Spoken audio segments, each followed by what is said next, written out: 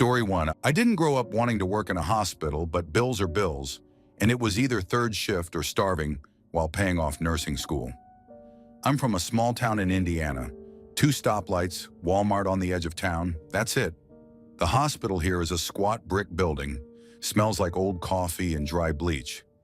Nights were slow, and I thought that was a blessing. This happened on a Tuesday. I remember because the cafeteria didn't serve dinner on Tuesdays, and I had a vending machine dinner in the break room. It was around 2:30 a.m. The halls were half lit, those yellowish lights that hum like bugs, the kind that makes your eyes feel heavy. I had just finished checking vitals on the East Wing, and I was filling out charts, half listening to the machines beeping in the background. You get used to the sound, like crickets at night. I was alone at the station, sipping cold coffee, when I heard the faintest call light buzz. The panel didn't light up. That's what made me look twice. No light, but the buzzing sound was there, like someone hitting the call button over and over, but nothing showed on the board. I stood up and looked down the hall. It was dead quiet except for the hum of the lights and the buzz that kept going in short bursts. I figured it was an old wire, but something about the way it stopped and started, like someone was actually pressing it, made me uneasy. Room 209 was at the end of that hall. Mrs. Keys. She was in for dementia, but she was stable. Nothing odd outside the usual confusion about where she was. She was in her 70s, long gray hair, thin as a matchstick, always whispering to herself when you walked in. I started walking down the hall, shoes squeaking softly. Halfway there, the buzzing stopped. Everything went quiet, the kind of quiet that presses on your ears. I stopped, waiting for the buzz again, but nothing came. I remember thinking it was probably nothing, but my gut was tight, like it knew something I didn't. When I got to her room, the door was slightly open. It shouldn't have been. I always close them after checks. I pushed it open with the back of my hand, expecting her to be asleep or sitting up like she sometimes did. She wasn't in her bed. The blankets were pushed to the side, the pillow was on the floor, and the bed rails were down. The window was closed, the room was cold, but the bathroom door was open and the light was off. My stomach dropped. I called out softly, "Mrs. Keys," but no answer. I backed up into the hallway, ready to check if she'd wandered off, and that's when I heard something behind me, low and scratchy, like a whisper trying to crawl out of someone's throat. "Help me!" I turned around so fast I almost fell, but there was no one there. I swear to you, the air felt like it got thicker, like something heavy had moved through it. I took a step backward, my eyes adjusting to the dim hall, and that's when I saw her. On all fours, at the far end of the hallway by the fire exit, Mrs. Keys was crawling toward me. Her hair was hanging in front of her face, her thin arms jerking with every move, elbows knocking on the floor, knees scraping forward. Her hospital gown was half off her shoulder, and I could hear her breathing, ragged and fast. She stopped, lifted her head, and that's when I saw her eyes. They were wide open, but it was like she wasn't seeing me. Her mouth moved, whispering, but no sound came out. Just the shape of the words, over and over. "Help me! Help me!" I froze. I should have moved. I should have run to help her, but I couldn't. It was like something held me there, the hair on my arms standing up, the cold air pressing against my skin. Then she crawled faster, hands slapping on the linoleum, knees banging on the floor, her hair whipping back, and I could see her eyes glinting under the lights, locked on me. I took a step back, and she let out this low, wet moan, like it came from deep in her chest. I don't know why I looked down, but for a second, I glanced at the floor between us, and it looked wet, like she was leaving a dark trail as she crawled. But I couldn't see where it came from. The air smelled like iron, thick and metallic, and I could hear her breathing getting closer, sharp gasps, like she was choking. I backed up until I hit the nurse's station, the edge digging into my back, and she stopped about 5 feet in front of me, head down, hair covering her face. I could hear her whispering, but it was too quiet to understand. Then she lifted her head, and I swear on everything, her eyes rolled back, just the whites showing, her mouth opening wide, wider than I thought a mouth could open, and she let out this screech, high-pitched and animal-like. echoing through the empty hallway. The lights above us flickered, just once, but in that flash, I saw her face twisted, her jaw shaking, and her hands gripping the floor so hard her knuckles were white. And then she collapsed, just dropped to the floor like a puppet with its strings cut, head hitting the ground with a dull thud. The lights stopped flickering, and it was quiet again, except for my breathing, ragged and loud in my ears. I stood there shaking, staring at her, waiting for her to move, to get back up, to do anything. But she just lay there, her hair splayed around her, her gown pulled up around her knees. I finally forced myself to move, to kneel down next to her. I checked her pulse. It was there, fast but there. Her eyes were closed and her breathing was back to normal, like nothing had happened. I called for help, my voice cracking, and another nurse came running. We got her back to bed, put the rails up, checked her over. She didn't wake up, just mumbled something in her sleep, something I couldn't make out. They told me it was just a sleepwalking episode, that dementia patients can do strange things at night, that the stress of third shift can make you see things worse than they are. But I know what I saw. I know what I heard. They moved her to a different wing after that night. I didn't see her again. Story 2. I worked nights on the 3rd floor at a mid-size hospital in Pennsylvania, mostly med-surg overflow with a few dementia patients. It's not a glamorous job, but I've done it for 8 years, and you get used to certain sounds and certain silences. This happened last October during one of those shifts where everything feels off. The air was heavy, and even the automatic doors to the unit were slow, like the building itself didn't want to let me in. I had 3 patients that night, but I was assigned a new admit from the ED around 11:40 p.m., right before I was about to take a sip of cold coffee. The ED nurse was pale when she brought the paperwork up. She didn't say much except, "They found her in a basement. Elder abuse. Be careful." She handed me the thin chart with shaking hands. The patient's name was Ruth, 82. Advanced dementia, the kind that keeps the body alive but leaves almost nothing else. She was tiny, twisted in on herself, arms locked at her chest, legs drawn up. They'd found her on a rotting mattress, and from the smell, even under the hospital antiseptic, I could tell she'd been lying in her own waste for days, maybe weeks. Her skin was cracked and angry, with patches of sores that were barely covered by the thin hospital gown. We got her settled in room 315 at the end of the hall. The hallway light flickered when I rolled her bed in, which I tried to ignore. Her breathing was raspy, wet, every exhale a small whistle. She didn't speak, but her eyes were wide open and bloodshot, and they followed me whenever I moved, even though she couldn't move her head. I told myself it was just a reflex, the way some dementia patients track movement, but it made me feel like I was being watched every second. I was in there cleaning her up, and she kept trying to make these sounds, guttural and strained, like she wanted to say something, but her mouth was swollen and crusted with sores. I told her softly, "It's okay, Ruth. You're safe now." But she didn't look safe. She looked terrified, and her gaze kept flicking past me, to the corner of the ceiling. I tried not to look, but after a while, it felt like I had to. The corner was dark, even though the light was on, like there was a shadow that wouldn't move. Every time I adjusted her or turned her, her eyes darted back to that spot, and she would make a low groaning sound, eyes tearing up. When I left the room, I felt cold, like I had walked out of a freezer. I told the CNA to keep an eye on her while I grabbed her pain meds, but when I turned to look back at the room from the med cart, I saw Ruth's eyes through the crack in the door, locked on me, unblinking, like she was begging me not to leave her alone in there. Around 3:15 a.m., her monitor alarmed. I hurried in, and she was still, her mouth slack, eyes wide open, staring through the doorway. Asystole. I felt the weight drop in my stomach. I called the code team, but she was DNR, so we stood down, and I turned off the monitor. The silence that followed was worse than the alarm. I had to close her eyes, and I don't know why, but my hands were shaking. Her eyes were so dry and red, and they wouldn't shut all the way, like the lids were too tight. I finally managed to close them, but as I did, I swear it felt like her gaze was pushing back, like something in the room didn't want them closed. The CNA came in with a bag to collect her belongings. She paused at the door, looked around and asked, "Did you feel that?" I didn't answer her because at that exact moment, I felt the air shift in the room, like the pressure dropped, and a sound came from the corner where she had been staring.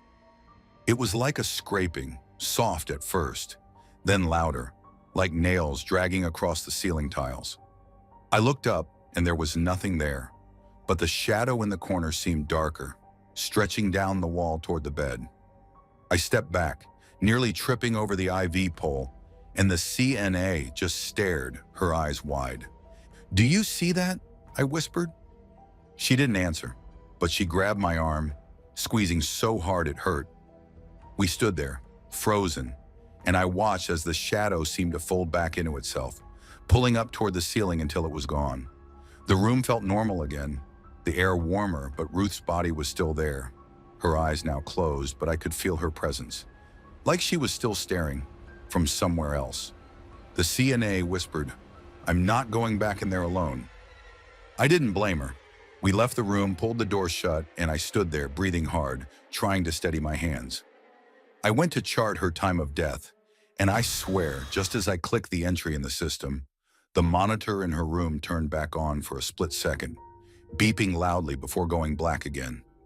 Security checked the room later, found nothing wrong, but I never went back in there alone that night. We moved her body in the morning when the funeral home came, and I felt her eyes on me the entire time, even though they were closed. When I left the hospital after that shift, the sky was gray, and I sat in my car for a long time, staring at my shaking hands on the steering wheel. I have seen people die, a lot of them, and I've cleaned up bodies, zipped bags, called families, and held hands in those final moments. But I've never felt anything like that room, like something was waiting to take her, and she was terrified of whatever it was. Story 3. I was working the night shift in the psych unit of a mid-sized hospital in Minnesota, where I live. I'd only been a nurse for about 3 years back then, still getting used to the weird hours and the way the building seemed to hum at night. I remember it was cold that week, and the windows on the ward always had frost on them, like the cold was trying to claw its way inside. They brought in this 9-year-old girl close to midnight. She was small, in a Hello Kitty sweatshirt, and her hair was tangled around her face. Her parents looked empty, the way parents do when they've been crying for hours but don't have any tears left. I didn't know much about the situation until I got her chart. She'd been threatening to kill herself with a knife, and they had found her dolls strung up around the house, tied with shoelaces or belts. The thing is, you see a lot of dark stuff in psych. I'd already seen teenagers cut themselves so badly I had to press down towels until help came, and adults screaming nonsense about voices in the vents. But there was something about her that felt heavy, like the air around her was thicker, harder to breathe. I was assigned to sit with her during the psych evaluation to keep her from harming herself. The room was small, one of the holding rooms we used before moving patients upstairs, with this old analog clock that ticked so loudly you could hear it over the hallway noise. She sat on the stretcher, legs dangling, hugging herself. She kept staring at a corner of the room, even when the psychiatrist was talking to her.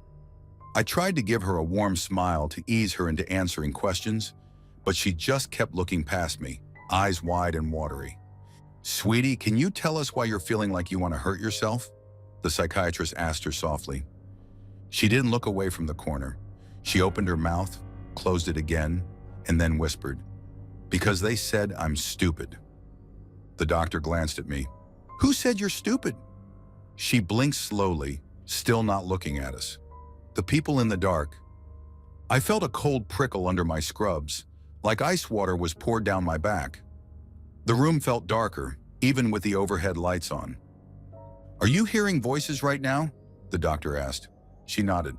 "What are they saying to you right now?" "They're telling me to do it," she said, her voice so small I almost didn't hear it. "They said I have to. They're standing over there." She lifted a trembling hand and pointed to the corner she'd been staring at. The doctor asked, "What do they look like?" She started rocking back and forth, and tears began sliding down her face. But she still didn't look away from that spot. "They don't have faces. They have long arms. They hang from the ceiling, and they crawl on the walls." I didn't know what to say. I felt like the air in the room was wrong, like something was pressing on my chest. The lights flickered, just once, but enough to make me jump. "Are they telling you to hurt yourself now?" the doctor asked. She nodded, wiping her nose on her sleeve. "They said if I don't, they'll hurt my mommy and daddy." I remember trying to look into the corner she was staring at, but it was just a white wall, nothing there. But the girl wouldn't look away, her eyes locked onto something, following it as if it moved slightly. "Can you tell them to go away?" the doctor said. "They don't listen," she whispered. Then she turned her head slowly toward me, finally meeting my eyes. Her pupils were huge, and there was something empty about her gaze that made me feel like I was looking at something much older than a child. "Do you see them too?" she asked me. I opened my mouth, but I couldn't get any words out. The hair on my arm stood up, and I felt a wave of nausea roll through me. Then, without warning, she screamed. It was high-pitched and sharp, like a wounded animal, and she started clawing at her own throat, nails digging in so hard she drew blood before I could grab her wrists. She was screaming, "I don't want to, I don't want to, I'm sorry, I'm sorry." I pinned her hands down, and the doctor called for help, but the girl kept thrashing, her eyes locked on that corner, screaming like she was seeing something tearing toward her. The lights flickered again, but longer this time, like they were about to go out. And then she stopped. Just like that, her body went limp, and she fell against me, sobbing, her voice hoarse and broken. "They're mad now," she whispered, her eyes still on that empty corner. "They said you can see them too."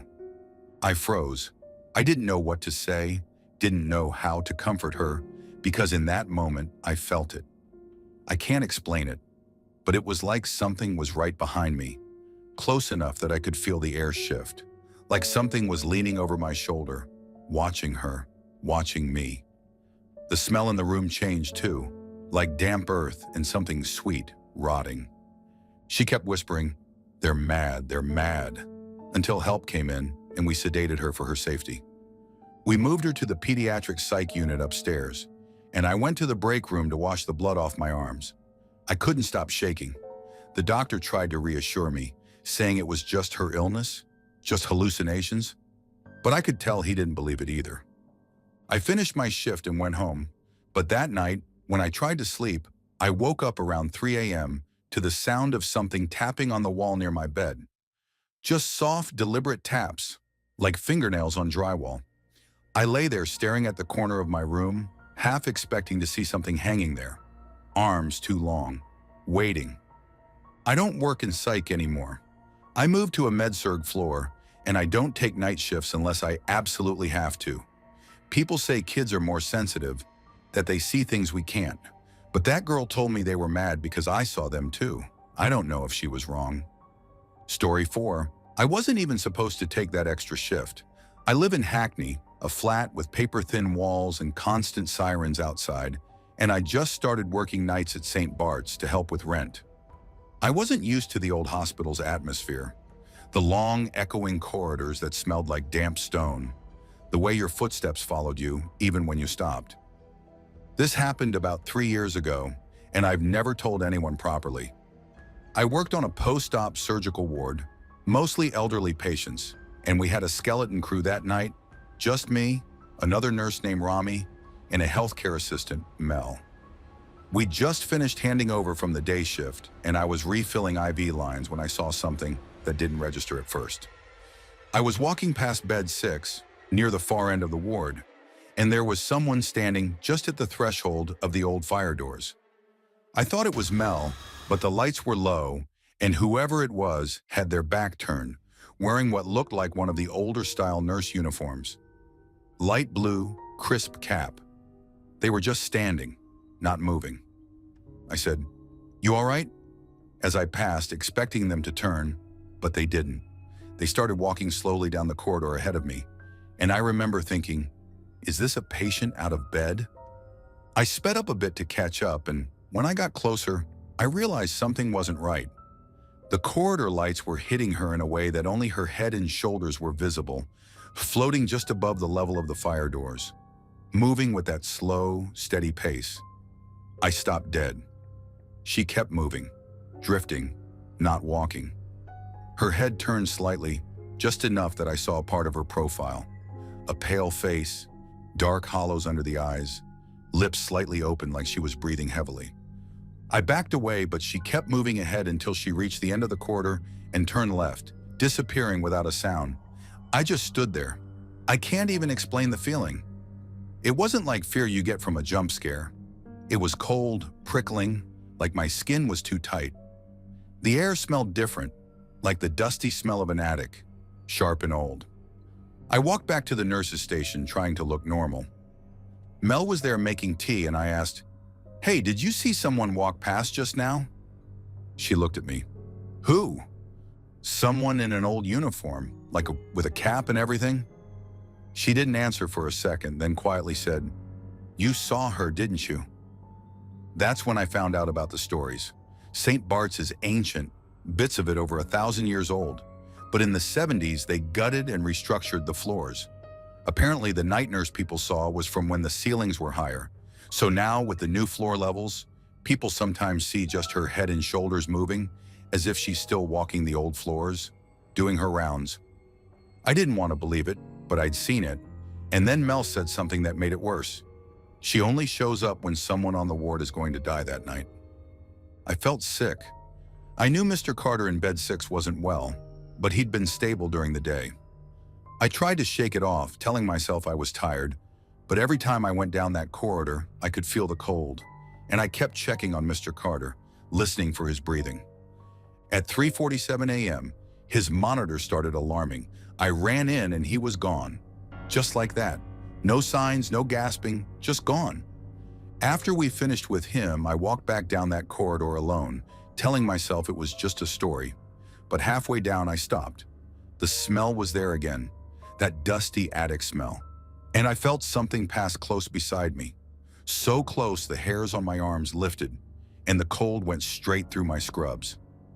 I didn't see her again, but I knew she was there, walking her old rounds, checking beds that weren't there anymore, floors that didn't exist anymore, in a hospital that kept swallowing time and people whole. I clocked out that morning as the sun was coming up over the city, the light hitting the stone walls of St. Bart's. It was just a hospital again, nurses arriving for day shift, the usual shuffle of feet in trolleys in the hallways. But I couldn't shake the feeling that she was still inside, pacing, waiting for the next name on her list. I handed in my notice after that shift. I told them I'd found something closer to home, and maybe that was true. But the real reason was I couldn't walk those corridors at night again, knowing she might be there, drifting silently, head and shoulders above the ground, waiting for the next person to go. I still work nights in another hospital now, but sometimes, when the ward is quiet and the lights are low, I catch myself looking down the corridor, waiting to see her again. I hope I never do. But I believe it now, you know.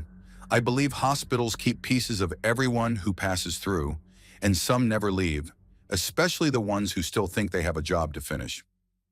Story 5. I don't usually tell this story, but sometimes when I'm driving home at 3 a.m. after a double shift, it comes back to me, and I still get goosebumps thinking about it. I'm a night shift nurse at a small hospice facility just outside Cleveland. We get a lot of quiet deaths, you know, people going in their sleep, soft and sad, but peaceful. I've done this job for years, and I thought I'd seen it all until that night. There was this older man, Mr. Harmon, 70s, lung cancer, on hospice for a couple of weeks, quiet, polite, the type who apologized for ringing the call bell. His daughter came every evening to sit with him for a few hours before going home to get her kids to bed. She was all he had. They were close. He passed around 1:45 a.m., right in the middle of the night. I was in the med room when his monitor flatlined, and we did our checks, confirmed it, called the daughter. She said she would come in to sit with him one last time before the funeral home came. We cleaned him up, tucked him in, combed his hair, turned off the monitor, and left the room quiet, dark, just the soft glow of the hallway light spilling in. I was sitting at the nurse's station charting when the automatic door chime beeped, and I looked up to see his daughter walking down the hallway, looking tired, holding her phone in one hand. As she got closer to his room, I swear to God, the call bell for his room lit up on the panel in front of me. I froze. It was his room. There was no one else in there.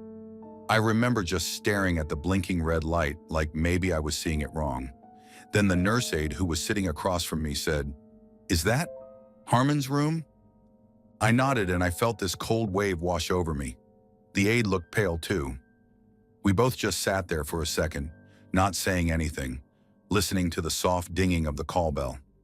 His daughter was almost to the room when it happened. She stopped right at the doorway, looked back at us, then slowly stepped in. The call bell stopped. That was it. I don't know why, but that was the moment that really got to me. Not when he died, not when we prepared the body, not even when the call light went off. It was that moment when the bell stopped the second she stepped into his room, like it had been waiting for her. I got up and went to check the call system after she went in. I looked to see if maybe it was a malfunction or if we had unplugged something wrong, but it was working fine, and the cord in the room was exactly where we had left it, coiled neatly on the rail, nowhere near where it could have been pressed. When the funeral home came later, I helped wheel him out, and I couldn't stop glancing back at the call light, half expecting it to go off again even after he was gone. The daughter didn't say anything about it, and I didn't bring it up. She just stood by the bed holding his hand, whispering something I couldn't hear. She didn't cry much, just wiped her eyes quietly, like she was trying to keep it together. After he was gone, the hallway felt colder. That whole night felt heavy, like the air was thicker than usual. I still can't explain it. I don't try to anymore. It was just one of those nights when the dead didn't want to leave before saying goodbye. Story 6. I never really thought hospitals could get under my skin until I started working nights at that place in Akron. I was 27, living in a cramped basement apartment 15 minutes away, so I took the graveyard shifts just to make rent. I was just an aide, wiping down patients, flipping them to prevent bed sores, emptying catheters. Nothing glamorous, but it kept me going. That night, I was at the end of a 12-hour shift. It was dead quiet in our wing, and the overhead lights buzzed like they always did, flickering when the air conditioning kicked on. My coworker, Karen, an older aide who'd been there for over 20 years, called me over to help her in the next unit. They were short-staffed that night, and one of the patients, a man in his 70s, had passed away about 40 minutes earlier. We didn't talk much. We just put on gloves and went through the motions, working around each other like we'd done 100 times before. We unhooked the IVs, pulled out the catheter, cleaned up the mess left behind, and started changing the linens beneath him. The whole room had that heavy, stale smell of sweat and antiseptic, and it made the air feel thicker. He was a big guy, probably 260 pounds or more, and we needed to roll him to get the body bag under him. Karen grabbed his shoulders, and I took his knees, and on 3 we rolled him toward me. That's when it happened. He let out this noise. I can't even describe it properly. It wasn't just air escaping. It was low and wet, like a deep moan that caught in the back of his throat, and it was loud. It sounded like someone trying to wake up from a bad dream. For a split second, I thought he was alive, that we'd messed up, that we were handling a living man like a corpse.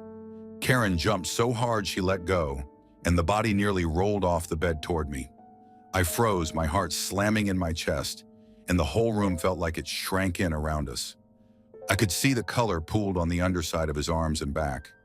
Deep purple, almost black, clear signs he'd been gone for a while. But that noise, it kept echoing in my ears. "Check!" Karen hissed. "What?" I could barely get my voice out. "Check him." She was shaking, and I'd never seen Karen shake before. I pressed my fingers against the side of his neck, cold and stiff under the latex of my gloves, searching for a pulse. I didn't find one. His skin was already losing the warmth it should have. His eyes were partially open, and I could see the film beginning to form across them, catching the fluorescent lights overhead. "He's gone," I said, and I tried to sound calm, but my voice cracked. Karen swallowed hard and nodded, but she kept glancing at his face like she was waiting for him to do it again. We had to finish the job, but it was like the air was thick with something else now, something heavy and watching us. Every creak in the walls made me jump, and I could feel sweat rolling down my back, even though it was cold in that room. We tried to move faster, sliding the bag under him while trying not to look at his face, but my eyes kept darting back, expecting him to blink. to breathe, to scream. I kept seeing the way his lips had moved when that noise came out, like he was trying to say something, like there was still something inside him that wasn't ready to leave. I zipped the bag up, and that was the worst part. The sound of the zipper closing over his face felt final in a way I can't describe, like I was sealing something in that shouldn't have been there. Karen and I locked eyes for a second, and she looked pale, her mouth pressed tight. "I've heard them do that before," Karen whispered as we wheeled him toward the morgue fridge down the hall. "Air in the lungs, right? That's all it is." But she didn't sound like she believed it. Neither did I. The hallway was empty, lights flickering, the hum of the fluorescence louder now that we weren't talking. The wheels on the stretcher squeaked every few feet, echoing off the tile. I kept glancing back at the black bag, waiting to see it move, waiting for another sound, another moan, but it stayed still. We got to the cold room, unlocked the steel door, and slid him onto the rack. The fridge was already half full, and the cold air hit my face like a slap. But it felt better than the heavy, hot air in that patient's room. I stood there for a second, staring at the bag, forcing myself to watch it, waiting for any sign of movement. Nothing. Karen put a hand on my shoulder and we stepped out, closing the heavy door with a loud metallic thud. We signed the logbook, and I walked back down the hallway, still half expecting to hear that sound again. That low moan following me down the hall. I clocked out 10 minutes later, walked to my car, and sat there with my hands gripping the steering wheel so hard my knuckles turned white. I kept thinking about how alive that sound had been, how it felt like he was trying to wake up, trying to speak, trying to come back. I didn't sleep when I got home that morning. Every time I closed my eyes, I saw the man's face, heard that moan again, louder and closer, like he was right beside my ear. I kept thinking about how he'd just been gone, but maybe not completely, not yet. And maybe in that moment, there was still something left inside, trapped, trying to get out, reaching for us while we zipped up the bag. Story 7. I'll just say I've never liked hospitals at night, but you don't get to choose that when you're a student nurse trying to keep your grades up. I was 23, living in a small rented room near the hospital in Manchester, and picking up as many overnight shifts as I could to cover rent. This was an old hospital, red brick, the kind that looks like it was built before the war, with heavy doors that creaked and long hallways that always smelled like floor polish and something metallic underneath.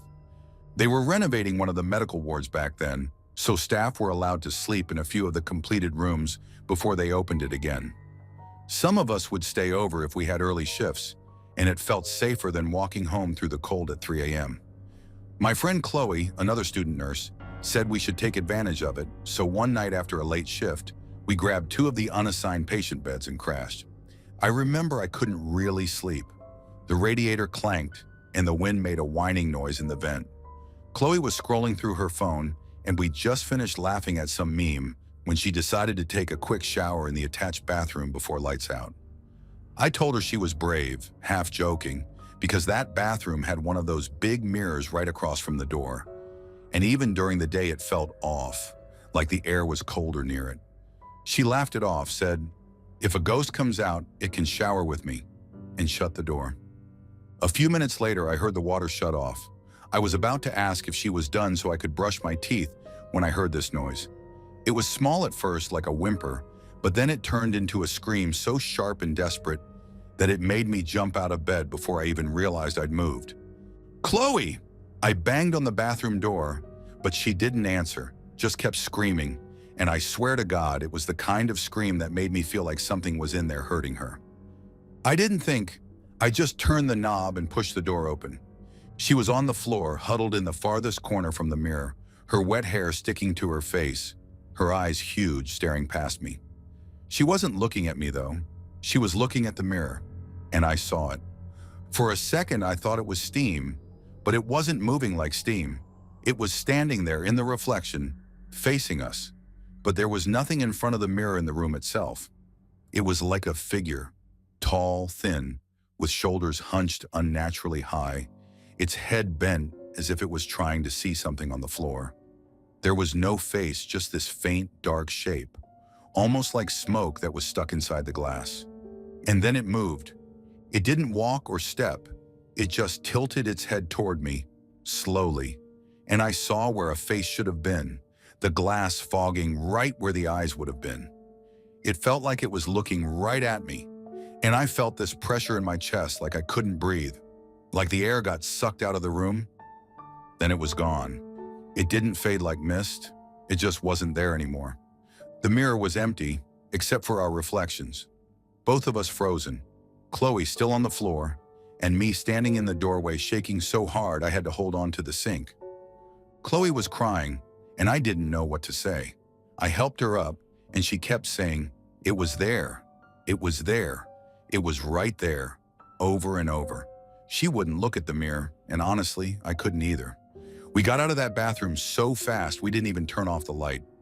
We grabbed our bags and left the room without even changing out of our scrubs. I remember we passed the empty nurses' station, the lights flickering above, and the halls felt like they were stretching on forever, like we'd never get out of that ward. I kept looking over my shoulder, expecting to see that thing following us, stuck in the reflections on the glass windows or in the polished floor tiles.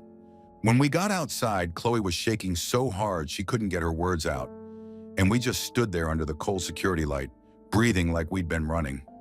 We tried to explain it to the charge nurse later, but she just told us we were overtired and needed to get some sleep.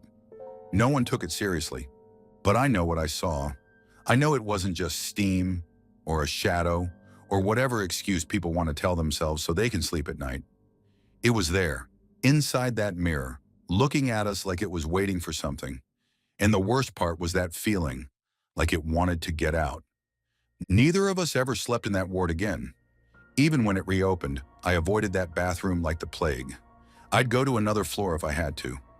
Chloe transferred hospitals after we graduated, and we don't really talk about it anymore. Story 8. I used to work nights at a small rehab unit just outside Scranton, Pennsylvania.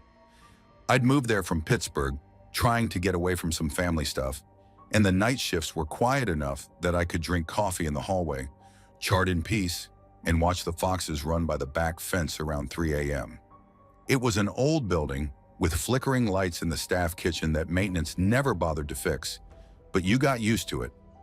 I was a CNA, but I was also working toward my nursing degree, so I didn't mind taking the heavier patients. I liked the routine, vitals, turning patients, quick showers for the early risers. I had this patient, George, mid-60s, hip replacement after a fall in his trailer. He was diagnosed with paranoid schizophrenia, but the notes said stable on meds. He was polite, always thanked me, but he had this dead-eyed stare that never seemed to focus. I remember the first time I helped him with his pants, and he just stood there, eyes on the ceiling, whispering to himself. I figured it was just his meds. He'd been there about 3 weeks when they moved him to my section. They told me, "Just keep eye contact if you're helping him. He gets spooked easily." I thought that was easy enough. That night, I was the only CNA on the hall. Around 2:30 a.m., I saw his call light go on. I just finished checking on another patient, so I went right in. George was sitting up in bed, staring at the corner of the room. His hands were clenched around the sheet. "Hey, George, what's up?" I asked. He didn't move, just kept staring at that corner, his lips moving, no sound coming out. I glanced at the corner, just a chipped beige wall, a dark stain near the floor. "George, you okay?" I stepped closer, trying to meet his eyes. He slowly turned to look at me, and for the first time his eyes were focused, almost clear, but there was panic in them. "They're here," he whispered. "Who's here?" He lifted a shaking finger and pointed at the corner. "Don't you see them?" I tried to keep my voice calm. "There's no one there, George. You're safe." He started rocking back and forth. "No, no, no, no, no, they're here. They're here. They're here." I put my hand on his shoulder and he screamed. Not like a patient yelling because they're confused, but a guttural, deep scream, like something was tearing out of him. It echoed in the room, down the hallway. I backed up and he stopped screaming just as suddenly. He stared past me, over my shoulder, and his eyes went wide, and I heard him take a shuddering breath. "Don't let it touch me," he said. And then I felt it. I swear to God, I felt something cold, like ice water, brushed past my right arm. The air around me felt heavy, and I heard something, a whisper, but it wasn't in English. Or maybe it wasn't a language at all. Just a rasp, like someone exhaling right next to my ear. I turned around so fast I nearly tripped over my own feet. Nothing was there. Just the fourth pole, the empty chair, the old floor tiles. I looked back at George, and he was crying now, silently, tears streaking down his cheeks, still staring at the corner. I followed his gaze. I don't know how to explain it, but the shadow in the corner was wrong. It was darker than it should have been, and it was moving. Not fast, just barely, like it was breathing, swelling and shrinking, hugging the corner of the room. I tried to hit the call button for the nurse, but my hand wouldn't move. I was stuck there, my heart pounding so hard I could feel it in my teeth. Then George said, "It's behind you." I didn't want to turn around. I couldn't. I felt something cold touch the back of my neck, just for a second, and I smelled something, like dirty water and rust. I finally managed to move, grabbing George's hand, pulling him up. "We're leaving," I said, and I dragged him out into the hallway, both of us in socks, the call light still flashing in the room. He was sobbing, shaking, but he wouldn't let go of my hand. The nurse came running down the hall asking what happened, but I couldn't speak. I just kept looking back at the doorway. Nothing was there, but I knew it was. They moved George to another facility the next day. Said it was closer to his sister's place. He didn't look at me when they wheeled him out. He just kept staring at something over my shoulder as they took him down the hall. I still had to work in that room. I'd turn on all the lights, turn the TV on for background noise, but the corner always felt colder than the rest of the room, even when the heat was blasting in January. Sometimes when I was alone in there, I'd hear a soft rustle, like someone shifting their weight in that corner. I don't work there anymore. I moved to another facility closer to home, day shifts only. I don't like to talk about it because people think it's just another weird patient story, but it wasn't him. Something was in that room. It saw me, and I know it followed me out into the hall. Story 9, they don't warn you about the quiet in ICU at 3 a.m. Not the beeping or the hum of vents, but that thick, choking quiet that makes you hear your own blood moving behind your ears. I live about 15 minutes away, in a small upstairs apartment I barely see except a shower and collapse. I've worked nights at this hospital in Colorado for almost 6 years now, and I don't scare easily. But that night, I felt something was wrong as soon as I walked onto the unit. It's hard to explain, but it felt like the air itself was heavier. We had a 26-year-old woman in bed 7 who came in with a sudden cardiac issue. Perfectly healthy, no drugs, no history, just collapsed at work and ended up with us. We got her intubated, sedated, but kept her at a light level so she could nod or shake her head when needed. That night, the guy in bed 6 coded. He was an older man with cancer, and we knew it was coming, but it still felt heavy. We worked him for about 15 minutes before calling it. Family wasn't there, so the body was just there, waiting for transport, a sheet over him, but the shape of him still there in the dark room next door. I was doing charting at the nurse's station, trying not to look at that closed door, when I glanced at the monitor for bed 7. Her heart rate was spiking, and the waveform for her breathing was jagged. I grabbed my gloves and walked in, half expecting to see the vent malfunctioning or an alarm going off. She was wide awake. Her eyes were huge, tears leaking sideways down her face onto the pillow, and she was trembling so hard I could see the bed rails shivering with her. I leaned over her. Hey, you're okay. You're safe. What's wrong? Are you in pain?" She shook her head, tears still sliding. "Are you cold?" Another head shake. "Are you scared?" She nodded fast, eyes darting toward the door. I felt something crawl up the back of my neck, like ice water being poured on my spine. I checked the lines, checked the vent. Everything was fine, but she wouldn't take her eyes off the door, and she was sobbing silently now, her breathing hitching around the ventilator. "Did you see something?" I asked, and she started nodding so aggressively the ET tube shifted, and I had to steady it with one hand.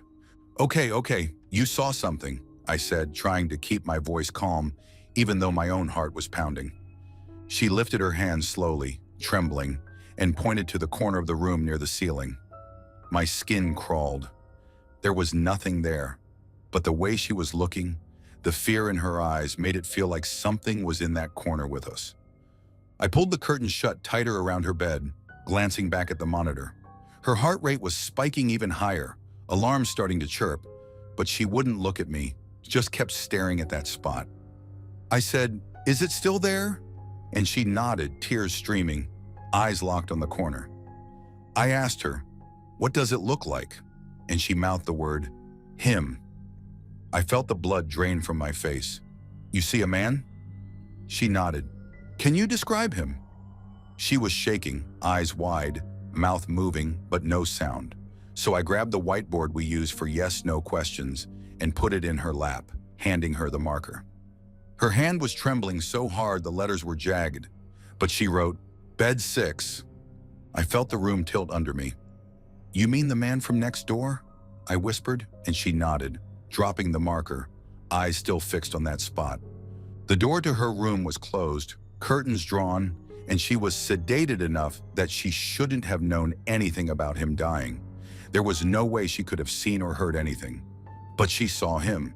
The vent started alarming as her heart rate shot even higher, and I was calling out for help, but she wasn't looking at me, wasn't looking at the monitor, wasn't even blinking.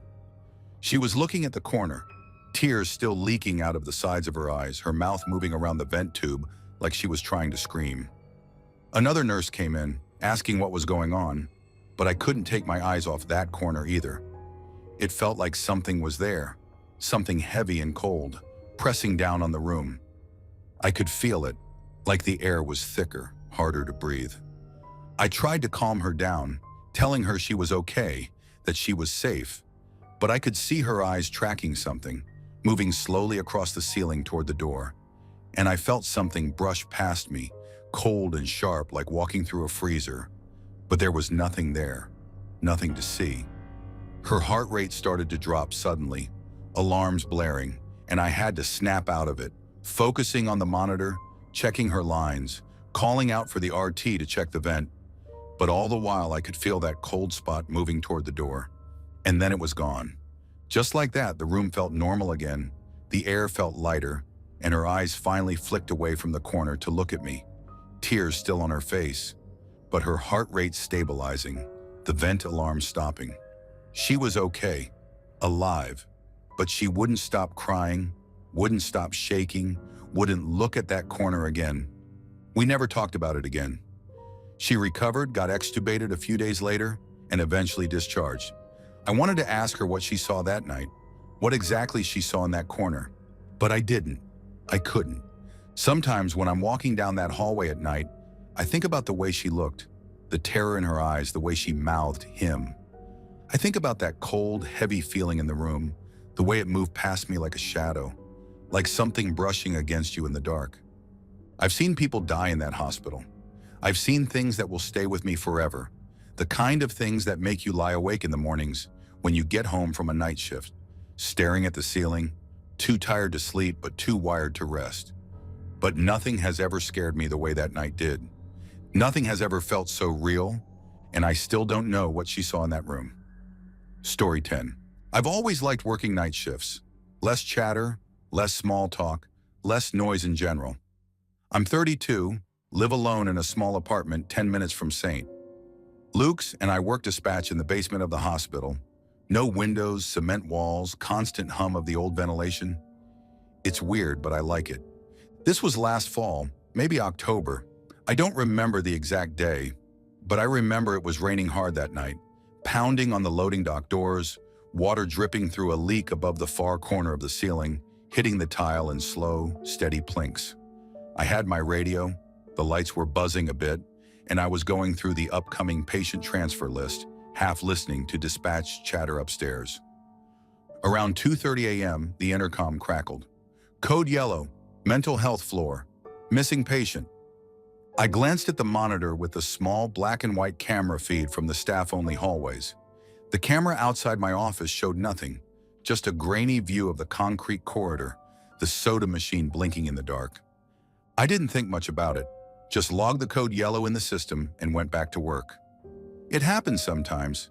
Patients wander off, get confused, end up in the cafeteria or in the chapel.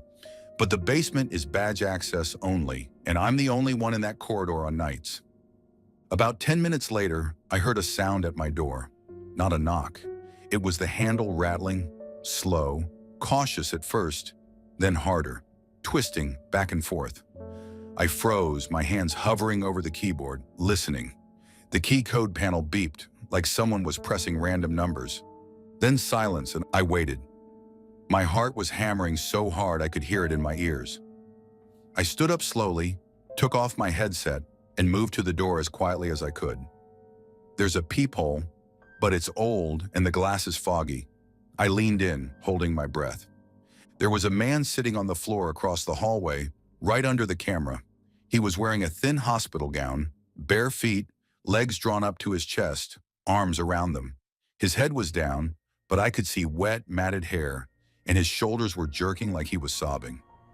I didn't open the door. I backed up and grabbed the phone, calling security with my hand over the mouthpiece so he wouldn't hear me. My voice came out in a whisper. "Hey, there's someone down here. I think it's your code yellow. He tried my door." They told me to stay put. While I was on the phone, I heard it again.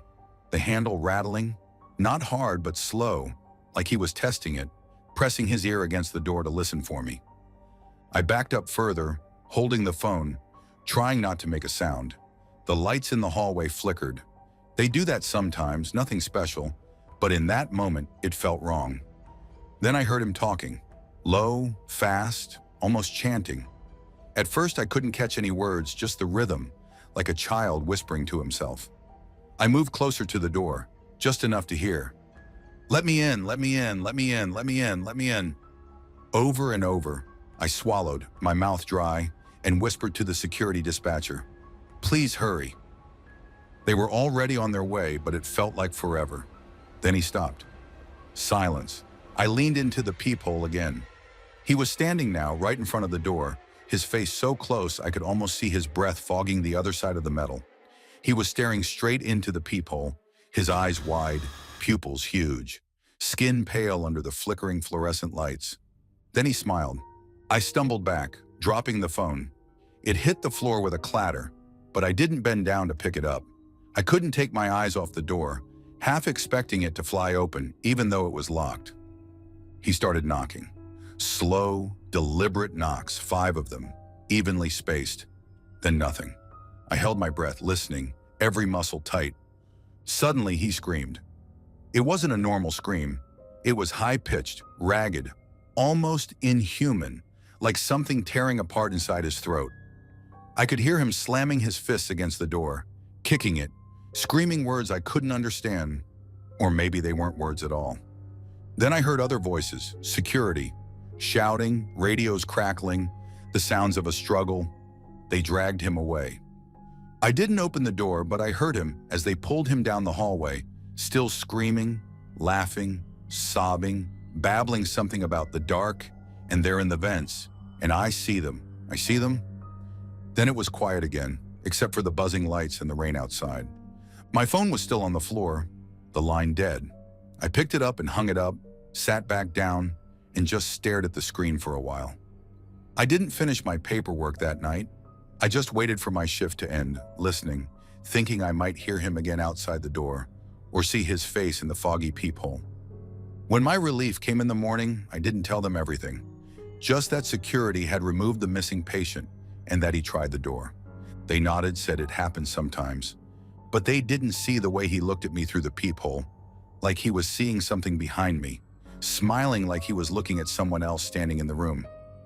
I still worked nights in the basement,